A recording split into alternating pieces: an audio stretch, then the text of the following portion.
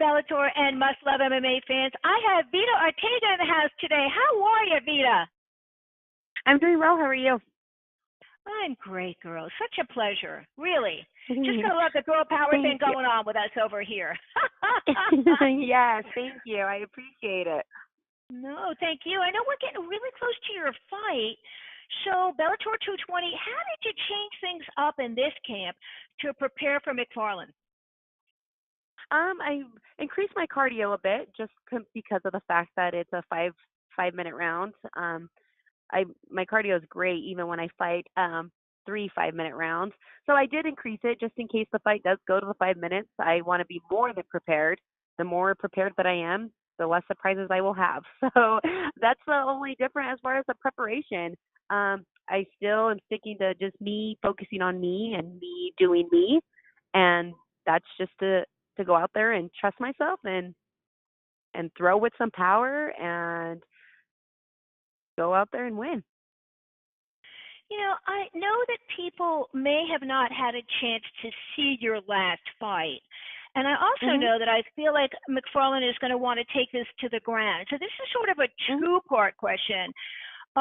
Speaking of your ground grade, you had a beautiful guillotine win over Denise at Bellator 205. And so let's first talk about that, and let's talk about maybe how you're going to use this for what I feel is probably not everyone has seen it, because you do have a good ground game, and people need to respect and understand that guillotine choke was girl power, as I said, baby. Yeah, thank you. Yeah, I haven't had an opportunity to really show a lot of my jiu-jitsu in my previous fights. So I feel like some people or some fighters don't, unless you train with me, you really don't know what I'm capable of. And I'm a brown belt jiu-jitsu, so I'm always looking for some sort of finish. And so that's exactly what I did. I knew that I had to get a finish because I didn't want to make that fight go to decision. Not when it was in my hometown. I didn't want anything to be questioned on who I am as a fighter. And so I knew going into the second round, I had to push the pace, and I have to look for opportunities to win that fight. And that's exactly what I did. I know it was towards the end of the fight, and when she took me down, like I said, I have jiu-jitsu as well. I was like, well, you know what? Let's do it right here. We can do jiu-jitsu standing, so let's go for the guillotine choke. And that's exactly what I did to get that win. And yeah. You know, I also feel like people may not know a little bit about your background. So I did some research on you. I couldn't find everything I wanted, so we'll have to reschedule another video this time. But anyway, you've been an athlete all your life. You played t-ball, basketball, softball. But when you moved to Boise, something changed for you. When did you know MMA was your destiny, so to speak? Well, so I got introduced into MMA because of my brother Freddie, who also is a professional fighter, and he also coaches me. He's one of my main coaches. I got introduced to the sport because of him. I went to be a supportive sister and a spectator on what MMA was all about. And I thought to myself, well, I think I could do this as a workout, not necessarily compete. Do this as a workout. Like, this is a great opportunity for me to lose weight. And because at that point I wasn't really doing much. I was kind of living the college life. And then I started training consistently, making it be just a daily routine. And Scott Jorgensen was the one that had told my brother, your sister can, try MMA if she wants to. And I thought, well, okay, I'll just take advantage of the opportunity and try it. And then Jesse Brock, one of my other coaches, came up to me and presented another opportunity as far as if I wanted to compete.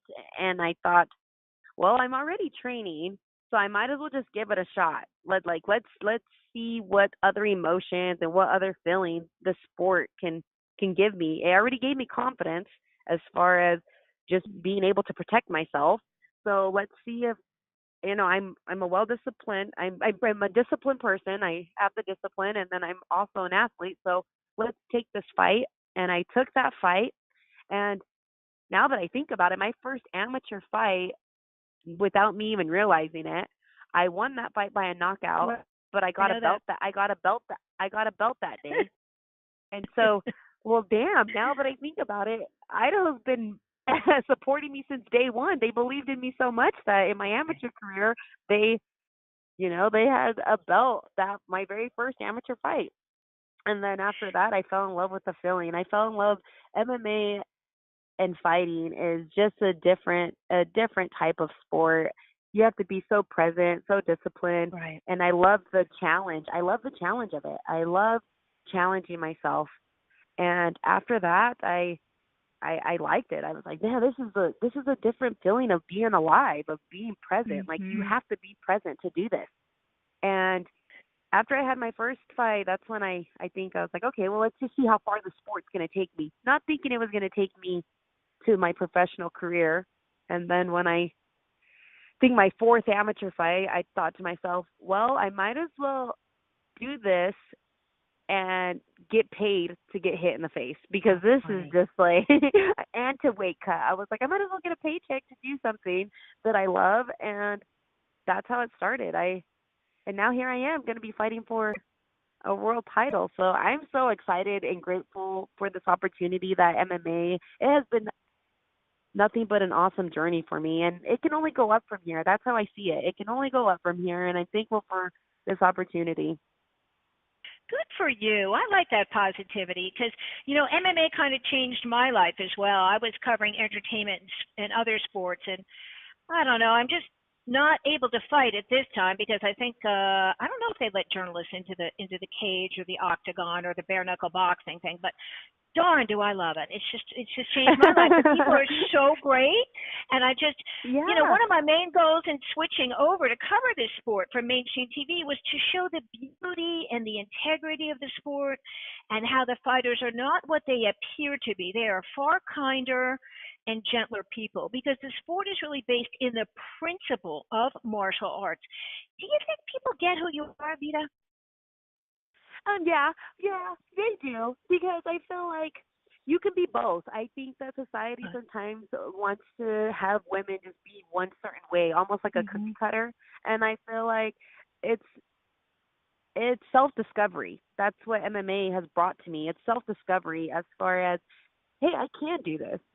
I am a good athlete. Not because I can do this Yeah. because I'm a girl. It's like I can do this just for being a human. But I also do have that soft side of being more nurturing. And so I think people do get a chance to see both sides because I am a laid back person and I'm not very aggressive outside of the cage. But when it comes to being in the ring, that's when I turn that switch on and I can be as aggressive as I want, as tenacious as I want, and nobody can say a damn thing about it because it's either me or her. And so that's how I see it. That's how I see it, and that's what I love about it. Like I'm able to really show who I am in and outside of the cage. I'm a confident person outside of the cage, but I'm also even more confident when I am in the cage because I'm able to balance that out. I'm able to turn on the switch when it needs to be turned on.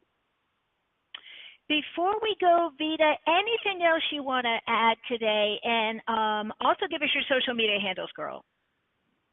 Yeah, no, I just thank you for having me on your show, and I want to thank my team, Combat Fitness here in Boise, Idaho. I want to thank my family, my friends, my coaches, and everybody who's supported Team Vita from the start. I'm very grateful for that, and I'm grateful to go out there and perform on April 27th and go get my hand raised and that belt around my waist. And I'm excited for this journey, and it can only go up.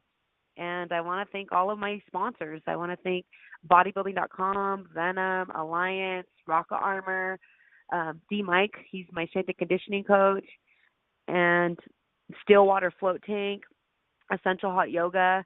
I A lot of people played a part in this camp, and I want to thank everybody. And my social media is Vita Arteaga, pretty much on everything. I try to keep it simple as possible. My Facebook, my Instagram, it's just Vita Arteaga. And yeah, that's it. All right, Bellator fans and MLMMA fans, you can catch Bellator 220 exclusively on DAZN. And if you're in the San Jose area in California, I heard there were tickets left, but I can't be sure, so you better hurry up. All right. It's the time to practice my Spanish fans. And I'm not Spanish, but I try to learn a language every single time. And being that I am down in Miami, it's not very good, but I'm working on it. Mira, Oh, and I love Vita. Miami, by the way. Oh, you do? You can come and stay with me. I have a separate bedroom. Mira. Oh, okay. Mira, Vita, mucho gusto para conocerte para la entrevista. Me ha encantado y buena suerte. Gracias por tenerme. Era bien provecho para estar aquí con todos ustedes. Gracias. Y me encanta Miami.